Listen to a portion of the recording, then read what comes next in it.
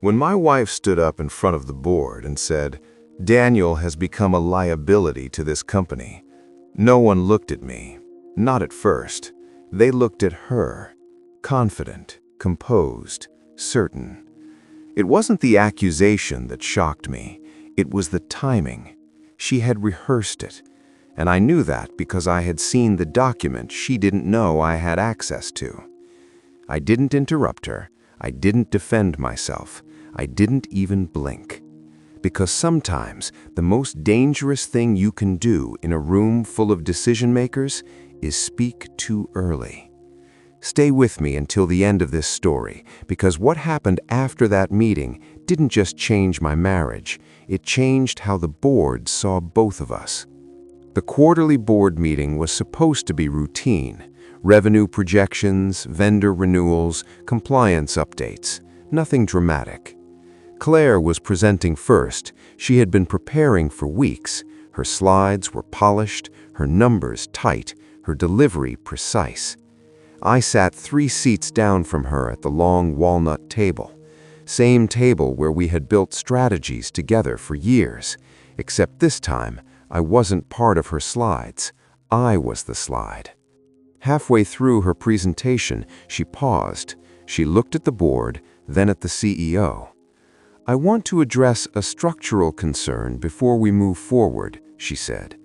Her tone was calm, professional, controlled. Then she turned slightly toward me. "Daniel's recent decision-making has created operational delays. I believe his current role needs reevaluation." No raised voice, no personal insult, just clean language, which made it worse. I felt heat rise behind my ears, but I didn't react, because 2 nights earlier I had opened a draft email she forgot to log out of on our shared tablet. Subject line: Leadership Transition Strategy. My name was mentioned 3 times, not as partner, as obstacle. She had been planning this. The board members shifted in their chairs. Some avoided eye contact. Others watched me carefully, waiting. That's what rooms like this do. They wait for emotion. Emotion is easy to document. I folded my hands on the table. "Can you clarify?" the CFO asked her. "Yes," she replied smoothly. "Daniel's recent restructuring initiatives have cost us momentum." Momentum, that word again. She loved that word. Momentum implies urgency, and urgency justifies removal. I could have responded. I had counterpoints, data, emails, timeline records, but I didn't speak. Instead, I looked at the printed agenda in front of me. There was no item titled Leadership Reevaluation.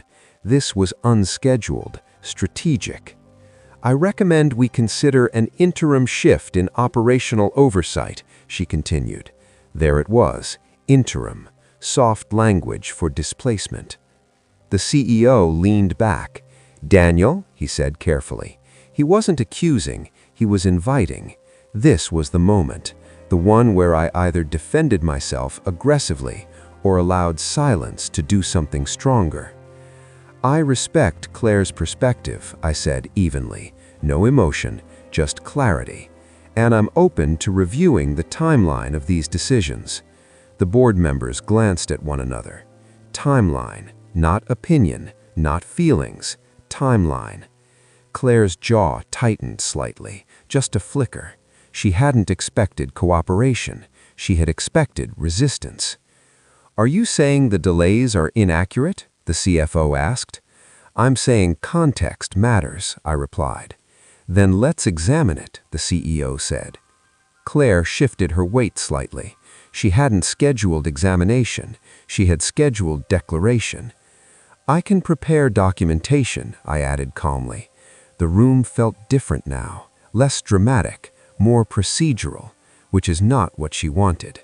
Public criticism works best when emotion enters the room, but I didn't bring any. The meeting continued awkwardly. Her presentation finished, mine was postponed.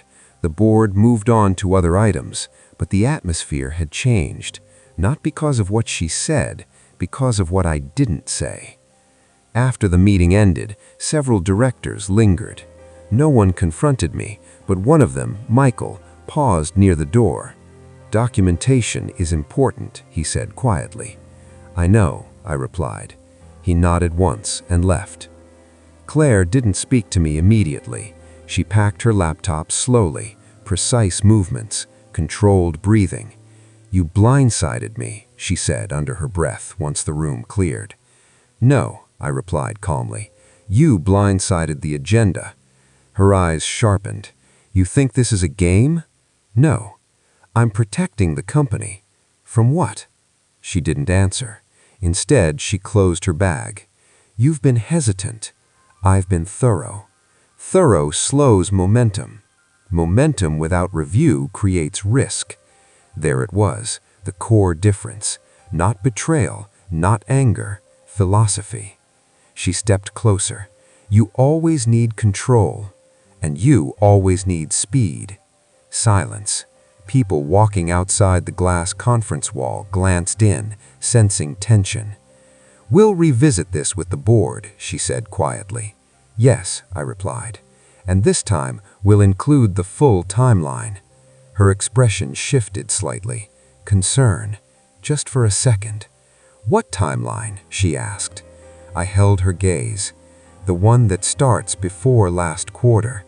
She didn't respond, but she understood, because the restructuring initiative she accused me of delaying had originated from an external consultant, one she had hired privately, one whose proposal included a clause transferring oversight authority to her office, temporarily, interim.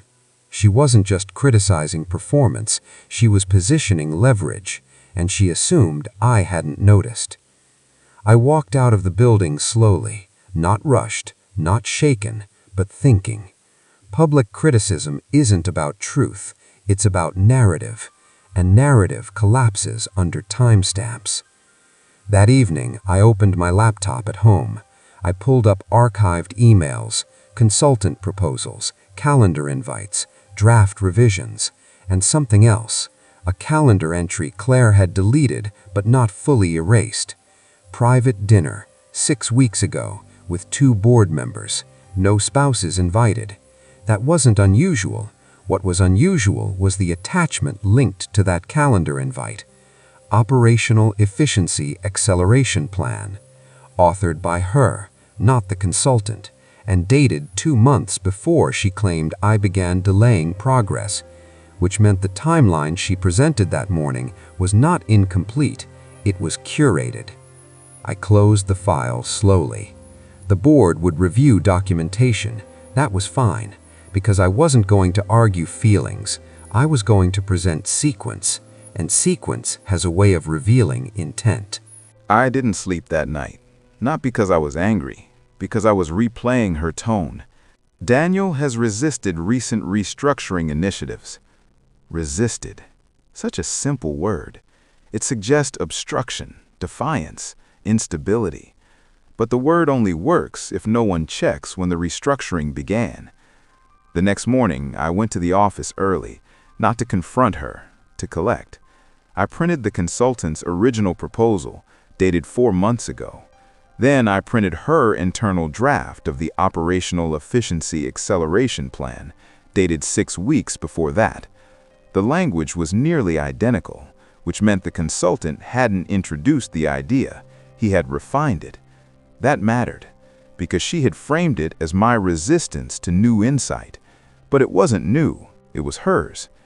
I opened my inbox again. There it was, an email from her to the consultant, subject line, "We need to accelerate." The timestamp was 2 months before she claimed I started slowing things down. She had built a narrative backward. The more I reviewed, the clearer it became. She hadn't been reacting to my hesitance. She had been anticipating it. The restructuring plan would consolidate reporting under her department, temporarily. But temporary is a flexible word.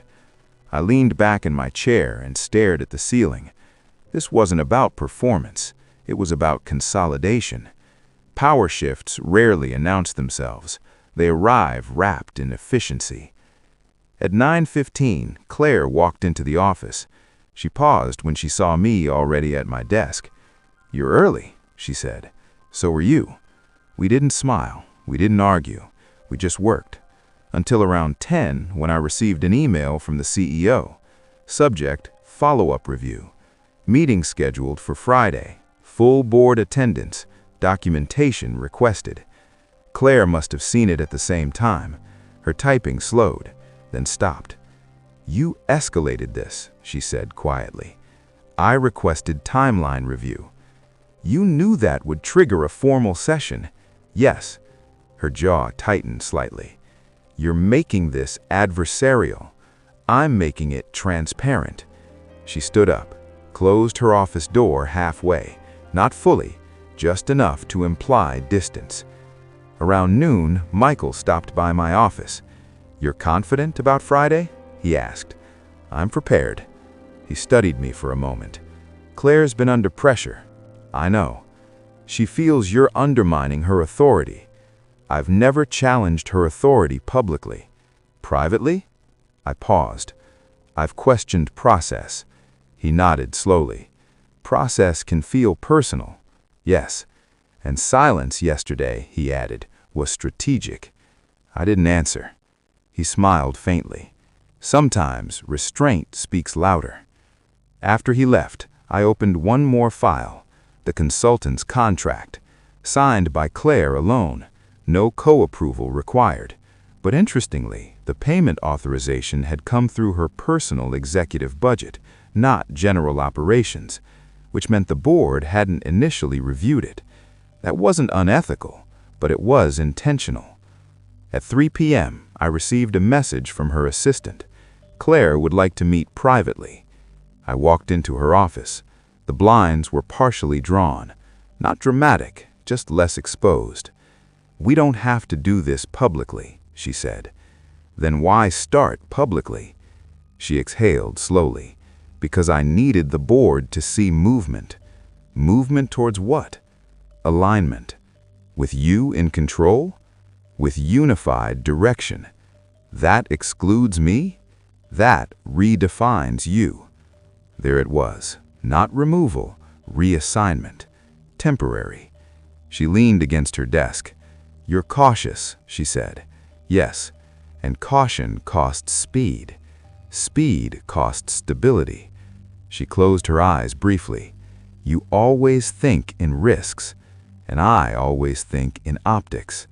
Silence filled the room. Then she asked something unexpected. "Do you think I'm wrong?" "Yes," I said. She didn't flinch. "About what?" "About believing I would block you. You've questioned every major shift I've proposed. Because I review implications. You review them in ways that slow momentum.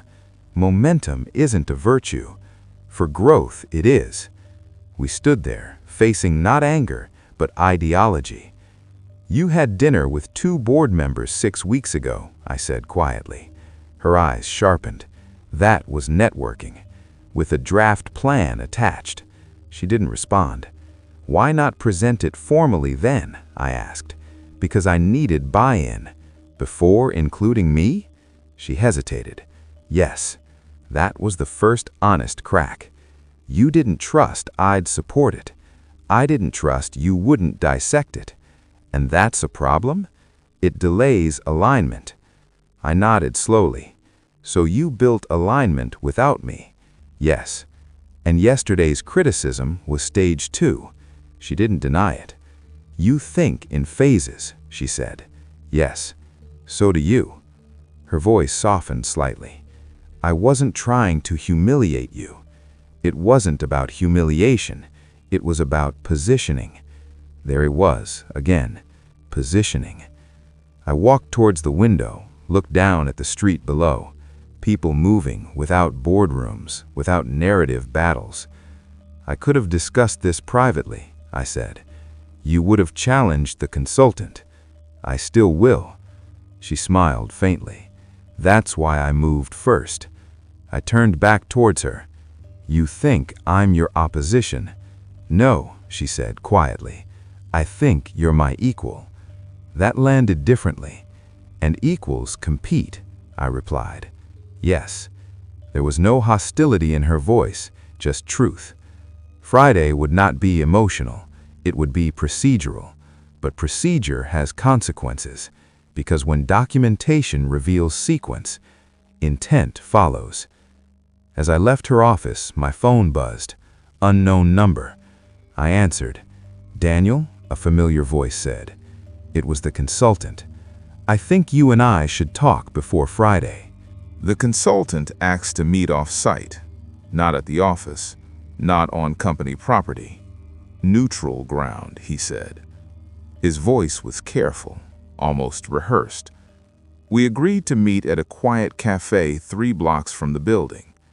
He was already seated when I arrived, laptop closed, coffee untouched. He stood when he saw me. Daniel, he said. Why now? I asked. He gestured for me to sit. I want to clarify something before Friday. Clarify what? He exhaled slowly. The restructuring wasn't my idea. I know. His eyebrows lifted slightly. Claire drafted the core framework before she brought me in. I know that too. He studied me for a moment. She told me you were resistant to modernization. Did she? Yes. And you believed that? At first. There it was, the beginning of the narrative. She said you tend to overanalyze and stall. I analyze. Yes, he said carefully, but she framed it as obstruction. And that influenced your approach. Yes. He leaned forward slightly. She needed acceleration. That was the phrase she kept using. Acceleration. Not improvement, not optimization. Acceleration. She told me board patience was thinning. I nodded slowly. She said if she didn't demonstrate decisive leadership soon, momentum would shift. Shift to what? He hesitated. To alternative candidates. That was new. Alternative for what? I asked. For broader oversight. Meaning her promotion wasn't as secure as it appeared. She believed if she consolidated reporting under her authority quickly, it would signal strength. And my review process signaled weakness? In her words, yes. I leaned back. She never told me her role was fragile. She didn't want it to appear fragile. Of course she didn't. Public confidence depends on certainty. And the board dinner? I asked. He stiffened slightly. That was arranged by her. You attended? Yes. She presented the acceleration plan there. Yes. Without me. Yes. And you supported it. I refined it. That's not what I asked. Silence settled between us. I supported her, he admitted. Why? Because she seemed prepared. Prepared, not necessarily right, but prepared. What changed? I asked. He hesitated. You didn't react yesterday. That surprised you? Yes. And? I expected pushback. Emotion? Yes. And when I didn't, it reframed the room. He rubbed his hands together slowly. Some board members messaged me afterward. About what? About sequence. There it was again. Sequence. They requested original drafts, he said. Which show what? That the core framework predates the delays she attributed to you. I held his gaze. So Friday won't be about my resistance. No. It'll be about timing. Yes. And intent. He nodded slowly. I studied him carefully. Why call me? Because I don't want this to escalate into something irreversible. It already has. I mean reputationally. You're worried. Yes. About Claire? About the board. That makes sense. Consultants survive on trust. If they appear complicit in narrative engineering, future contracts suffer. You're protecting yourself, I said calmly. Yes. Honesty, Finally, what will you say Friday? The truth, which is that the acceleration framework originated internally, that I was hired to refine implementation, not create direction, and that my so-called resistance was standard risk review? Yes, that's accurate. He looked relieved. I'm not your enemy, Daniel. I never said you were. But Claire sees this as adversarial. She framed it that way. You're not angry? I'm precise. He nodded slowly. That's what unsettles people. I stood up. Friday isn't about winning. No, it's about restoring context. As I walked back towards the office, something shifted inside me. Claire hadn't been reckless. She had been under pressure. Pressure she didn't share. Instead, she tried to outpace it, which meant she believed speed would protect her. But speed without transparency invites scrutiny. When I entered the building, Claire was standing near the elevator, waiting. You met with him, she said quietly. Yes. What did he tell you? That acceleration started before my delays. She closed her eyes briefly. You went behind my back. You went around mine first. Silence. You think this makes you principled, she said softly. It makes me factual. You're going to expose timing. I'm going to expose sequence. That will weaken my position. It will clarify it. She stepped closer. Do you know how fragile leadership perception is? Yes. Then why risk it? Because perception built on omission collapses. Her jaw tightened. You think I manipulated the board. You curated information. I was protecting momentum. At my expense. She didn't deny it. I didn't think you'd respond this way. How did you expect me to respond? Emotionally. There it is. She looked down briefly. I needed certainty. You created urgency.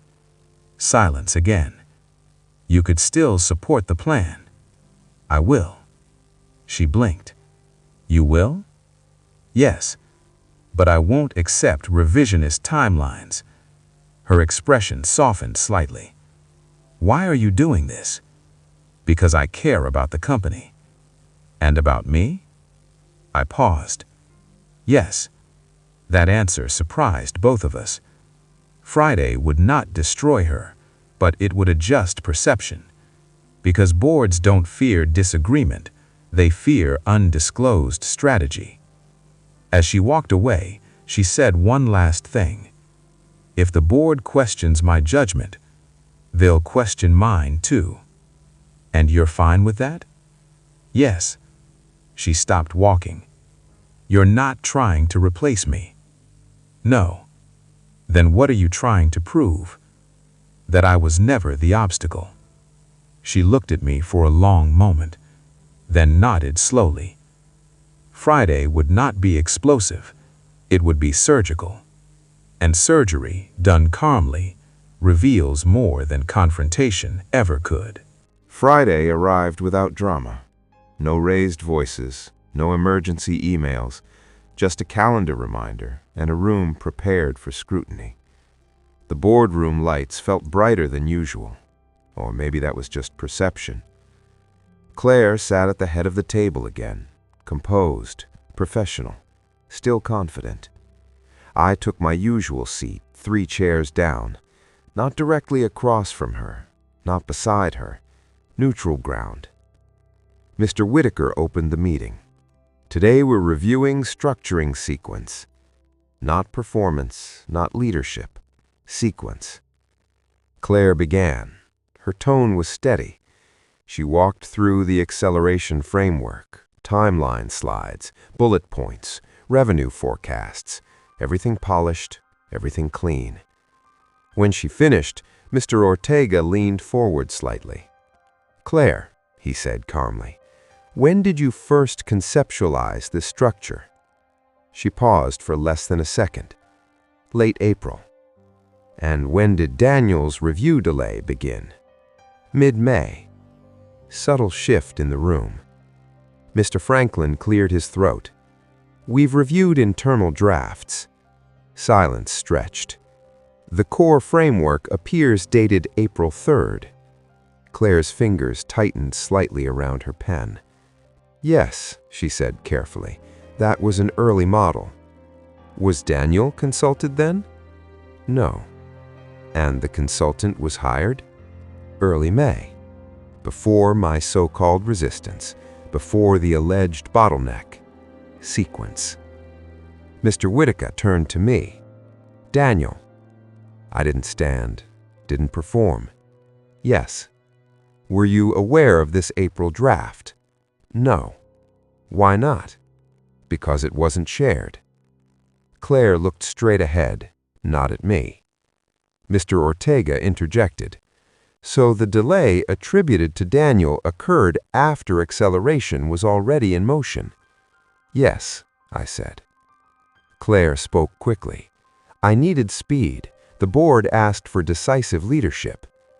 No one asked for opacity, Mr. Franklin replied. Not angry, just factual. That was worse. The consultant shifted in his chair. I was engaged to refine an existing framework, not initiate it. There it was, clean, direct. Claire inhaled slowly. I was under pressure. The room quieted. Pressure from whom? Mr. Whitaker asked. Claire hesitated. Performance optics. Translation. Perception. Were you concerned about leadership stability? Mr. Ortega asked. Yes. Honesty again. More effective than denial. And you believed accelerating restructuring would signal strength? Yes. Mr. Franklin leaned back. At the expense of transparency. Claire didn't answer immediately. Yes, she said softly. The room held that word. Yes. No explosion, no accusation, just acknowledgement. Mr. Whitaker turned to me again. Daniel, did you resist the restructuring concept? No. Did you request review time? Yes. Why? Because operational shifts without risk modeling create volatility. Silence. Mr. Ortega nodded slightly. That aligns with your history. Claire finally looked at me. Her expression wasn't hostile, it was calculating. You didn't tell me your role felt unstable, I said quietly. This isn't therapy, Mr. Franklin said gently. No, I replied, it's context. Claire exhaled. I didn't want to appear uncertain. That's human, Mr. Whitaker said, but sequence matters. It always does. The conversation shifted, not toward blame, toward adjustment. Mr. Ortega proposed a compromise. Restructuring proceeds, he said, with Daniel leading implementation sequencing. Claire's eyes flickered. Not surprise, not defeat. Recognition. Mr. Whitaker nodded, and consultant oversight continues. Balanced, transparent, not a demotion, not a removal, just correction. Claire spoke again. I accept that. Simple. No argument. That surprised me more than anything. Meeting adjourned without theatrics. Board members exited quietly. The consultant gave me a brief nod before leaving. Claire remained seated, alone at the head of the table. I didn't rush out. Neither did she. You could have humiliated me, she said finally. I didn't need to. You still might. No. Silence again. Why? She asked. Because this wasn't personal. She studied me carefully. It felt personal. Because you made it public. She looked down briefly. I thought if I controlled the narrative early, you'd secure your position. Yes. And instead, I exposed insecurity. Her voice wasn't angry now, just tired. You're not unstable, I said quietly. She looked up sharply. You never said I was. You implied it. She hesitated. I was building contrast. By weakening me. Yes. Honesty again. Do you regret it? She didn't answer immediately. I regret miscalculating you. That wasn't quite remorse, but it was real. You thought I'd react emotionally. Yes. And when I didn't? You shifted the board. I nodded. Silence stretched again. Not hostile, reflective. You didn't want my position. No. You never did. No. She leaned back in her chair. I thought you did. There it is. A real fracture. She mistook caution for ambition. She mistook patience for threat. I built urgency because I thought I was competing with you. I was never competing. I know that now. Her voice carried something unfamiliar, vulnerability. We could have discussed it. Yes. Why didn't we? She didn't answer. Instead, she stood slowly. I'll send the updated sequencing notes this afternoon. Professional, composed, still herself, but slightly adjusted. As she walked toward the door, she paused. Daniel. Yes. I'm not fragile. I know. But perception is. I know that too. She nodded once and left. The room felt quieter after. Not victorious, not damaged, just clearer. Restructuring would move forward, with oversight, with transparency, without narrative engineering. But something else lingered. Claire had been under pressure from somewhere. Board optics were part of it, but not all. There was a layer she still hadn't explained, and that layer wasn't about business. It was about fear. Fear of being replaced. Fear of losing control. Fear of appearing dependent. And that kind of fear doesn't disappear after one board meeting. It adapts. The following week, everything looked normal. Emails flowed, meetings resumed. The restructuring plan moved forward with revised sequencing under my oversight. From the outside, it appeared resolved. Inside, something was still unsettled. Claire avoided unnecessary interaction. Not cold, not hostile, measured, professional, as if she were recalibrating distance. 3 days after the board meeting, Mr. Whitaker requested a private check-in. No urgency in his tone, just routine, he said. His office overlooked the river. Quiet, minimal decor. Daniel, he began, folding his hands, how are you feeling about the adjustment? Clear, I said. He studied me for a moment. Claire disclosed something after the meeting. I waited. She received external contact. From where? A competitor. The word landed quietly. They approached her 2 months ago. Before the acceleration plan? Yes. With what? A leadership offer. Silence stretched between us. They framed it as strategic progression, larger division, broader authority. And she declined? At first. At first? They indicated interest in key operational personnel. There it was. Not me as a threat inside the company, but as an asset outside it. She believed if she didn't demonstrate accelerated leadership here, he said carefully, the board might view her as stagnant, and external offers might appear justified. She thought she was being replaced. Yes, not by me, by possibility. She didn't want to lose leverage, and she thought speed would secure it. Yes. I exhaled slowly.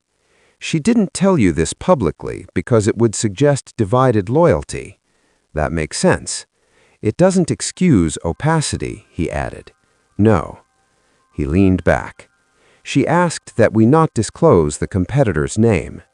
Are they still interested? We don't know. Silence settled again. She feared you might follow her, he said quietly. That surprised me. Why? Because your reputation aligns with her strategic style. If she left, she assumed you'd be recruited too. I considered that. She built urgency not to undermine you, but to secure alignment. Alignment through control. Fear disguised as decisiveness. I never intended to leave, I said. I know. But she didn't. No. When I left his office, the pieces aligned differently. Claire hadn't seen me as competition. She saw me as contingency. If she lost ground here, she feared losing ground everywhere. That fear had shaped her behavior, not malice, insecurity. That afternoon, I asked her to meet, not in the boardroom, in the small conference space overlooking the courtyard. She arrived with a notebook, prepared. You spoke with Whitaker, she said calmly. Yes. And he told you? Yes. She nodded slowly. I wasn't trying to replace you, she said quietly. I know. I was trying to stabilize perception. By accelerating optics. Yes. And by isolating me. She didn't argue. I didn't trust how the board viewed us, she admitted. Us? Yes. She looked down briefly. They value your consistency. That's not a threat. It felt like one. Silence lingered.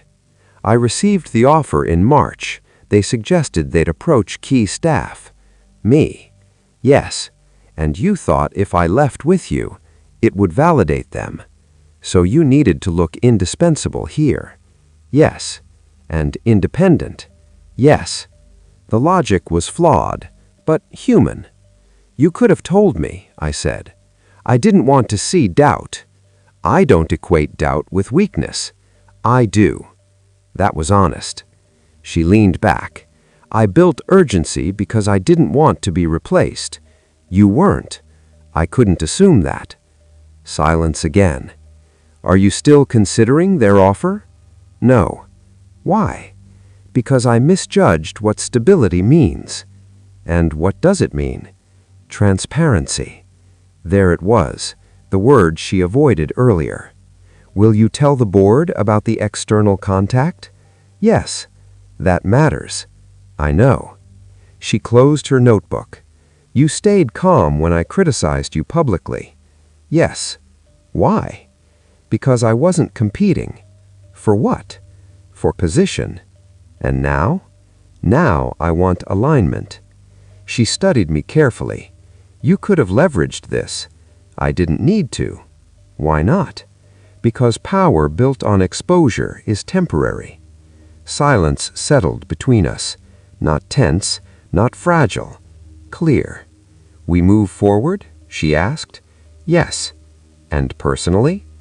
That question lingered. We rebuild trust, gradually. She nodded once. No dramatic reconciliation, no sudden resolution, just understanding. That evening, she sent an email to the board disclosing the competitor's approach. Concise, transparent, accountable.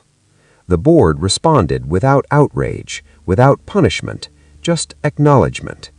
The restructuring continued, with sequence, with oversight, without hidden urgency. Weeks later, during a quarterly review, Mr. Ortega commented quietly, "The shift feels steady now." It did.